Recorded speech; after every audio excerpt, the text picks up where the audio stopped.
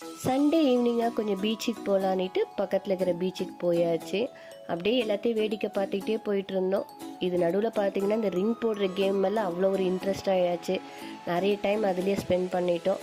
கடைசியாக வின் பண்ணது என்னமோ இந்த மாடு பொம்மையும் ஒரு ஜாரும் தான் வின் பண்ணோம். அதையும் எடுத்துக்கிட்டு பக்கத்துலேயே மீன் விற்றாங்க. இதில் நல்லா ஃப்ரெஷ்ஷாக இருந்தது இந்த பெரிய மீன், கோலா மீனுன்னு சொன்னாங்க. சரி அதையும் கொஞ்சம் வாங்கி நைட்டு பண்ணிக்கலான்னு வாங்கிட்டு வந்தாச்சு. நைட்டுக்கு இட்லியும் மீன் குழம்பும் பண்ணலான்னு சொல்லிவிட்டு அந்த வேலையை ஸ்டார்ட் பண்ணிட்டேன். ஒரு சைடில் மீன் குழம்புக்கும் இன்னொரு சைடில் இட்லியும் ஊற்ற ஆரம்பித்தாச்சு. மதியானம் சிம்பிளாக தான் பண்ணியிருந்தேன், அதனால் நைட்டு இதை கொஞ்சம் பண்ணிடலான்ட்டு செய்ய ஆரம்பிச்சிட்டேன். இது நடுவில் எனக்கு ஒரு காஃபி வேறு. எப்பயுமே நைட்டில் மீன் வறுக்க மாட்டேன். சரி இன்னைக்கு கொஞ்சம் ஃப்ரெஷ்ஷாக இருந்ததுனால வறுத்துடலான்னு சொல்லிட்டு ஒரு 4 துண்டு மட்டும் வறுத்து ஆரம்பிச்சிட்டேன். இப்போ நைட்டு பார்த்தீங்கன்னா இட்லியும் மீன் குழம்பு ஒரு துண்டு மீன் வறுவலோட நைட்டு டிஃபனை முடிச்சாச்சு. தேங்க்யூ.